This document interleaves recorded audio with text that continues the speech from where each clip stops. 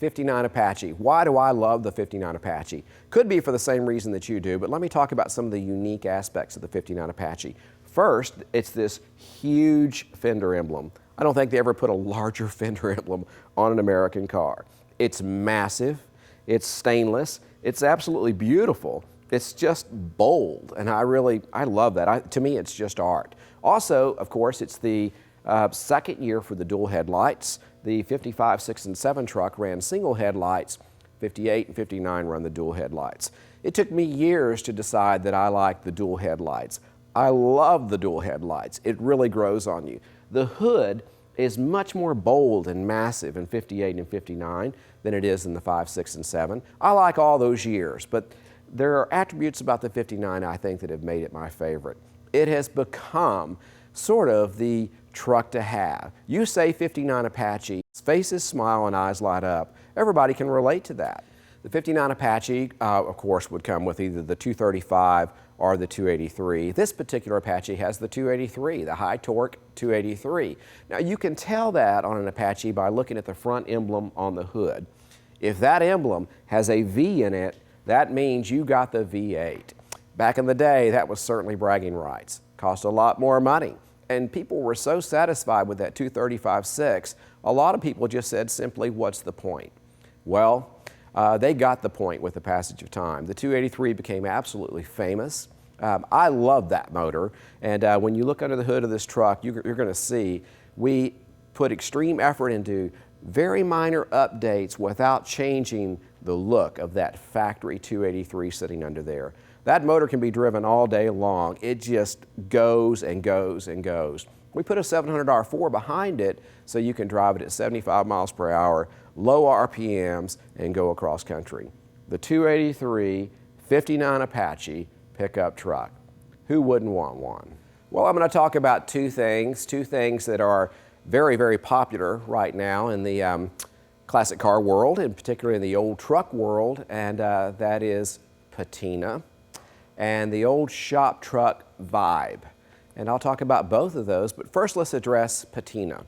Patina is a much abused phrase. Patina does not mean a truck that is a derelict truck that should not be on the road and has been mistreated and not well taken care of. Patina really means evidence of age, and typically that would look like a truck that's or a vehicle that's been well preserved, but you can see evidence of age, evidence of time, evidence of use. This truck has that.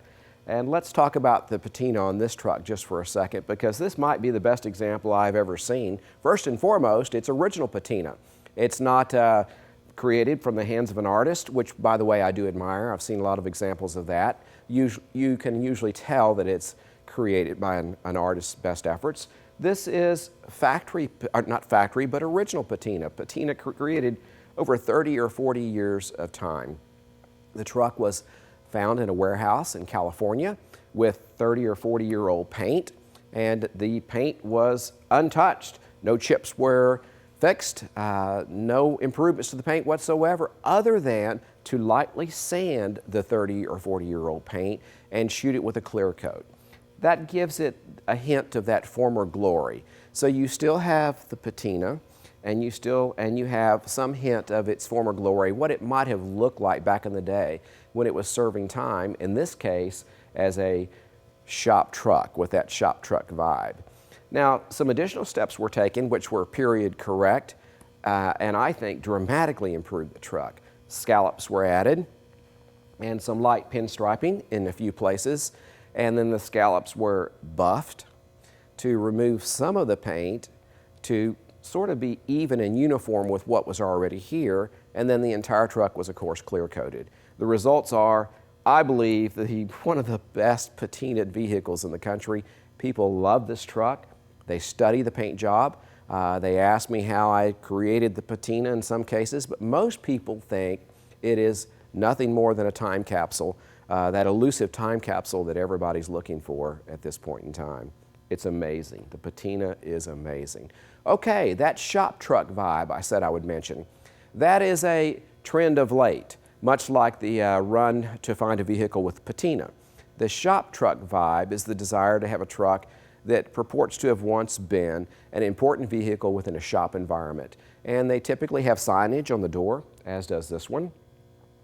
And this particular truck has signage that's really quite famous, especially with the old school guys. It's McGurk Engineering in Gardena, California.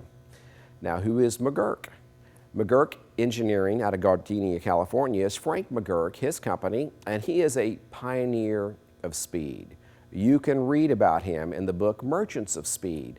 Very famous guy, well known for the components that he built to enhance performance of vehicles back in the 50s and 60s. He was very successful and eventually sold to another merchant of speed or pioneer of speed who is equally famous. This truck faithfully replicates what his logo looked like, and on the back you'll actually see a Chevrolet bow tie looking type piece of artwork that is an exact replica taken directly from a McGurk Engineering shop shirt, a shirt that one of the employees would have worn, faithfully replicated on the back of this truck. So that's really cool. Not only does this truck have a shop vibe going, it has a shop vibe that can be related to by many, many people who know the history of hot rodding. So you have a great combination here. And at the end of the day, I can't say that I've ever seen one that I like more. It's been a joy. The thumbs up, the honks, the conversations that this truck generates are fantastic. I'm going to take you on a little ride in this truck, and I'll talk to you a little bit more about what I did to make it a practical, usable truck, one that can be driven at 75 miles per hour all day long. So come along for that test drive, and I think you'll really fall in love with this truck. Well, it's time to go on that test drive. I love driving this truck. One of the things that I really love about this truck is the fact it's been lowered. When you lower these trucks, you lower the center of gravity, of course, and that makes a difference. It becomes a much easier to steer truck, better handling truck. So that's been done on this truck, much to the benefit of its ride. You're also not changing gears, even though this was a standard truck from the factory. It now has the low-car shifter, which is a fantastic piece of hardware. Low-car has been putting shifters in vintage vehicles for a long, long time. What I like about it is it has that old school look, but it's right there at your fingertips, and it's of course hooked up to a 700 R4 overdrive transmission, which is the cat's meow. Right. Some of the safety updates I did in this truck, in fact I do it with all my old trucks, is I put the LED brake lights, and on these older trucks that have the bed holes, you can put the caps, the tail lights in the bed holes. So you've got 4 tail lights now, and as opposed to just 2. And when you're running all LED, it really lights things up. People are sure to see you. So that's one of the things. I also put a 4-way flasher blinker system in here. That's a great feature, and gives you flashers. This thing didn't come from the factory with flashers, but it has them now. So, all right, we're taking off. We're getting on the interstate. We're out running an F-150. How about that? So we're getting up to highway speed. It's in overdrive, and we're doing about 65 miles per hour.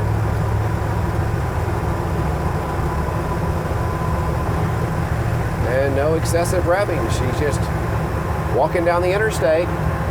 Overdrive transmission, 283. What a great combination. I love it.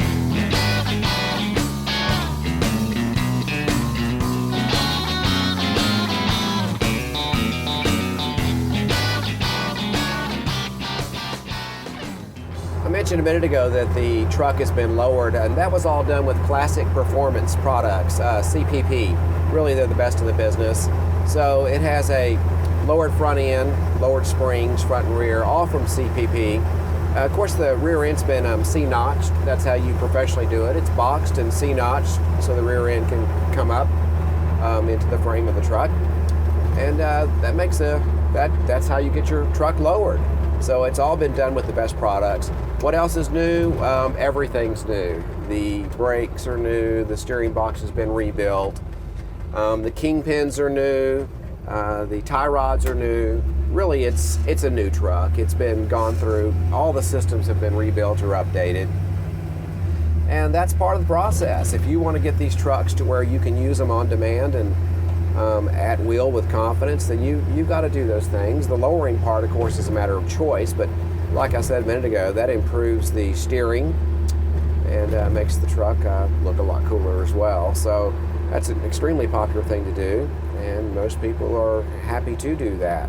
I love this truck. It seems like all the details just ooze cool. One of the cool things is this seat. I love it's original seat, of course, but it has a seat cover that was probably put on 20, 30 years ago, and I love it. But the bottom line, the important thing about the seat is the seat in these trucks, that is the trucks from 1959 and back, and really probably 65 and back, the seat is part of the suspension of the truck. They've got big springs in them, and these trucks are bumpy.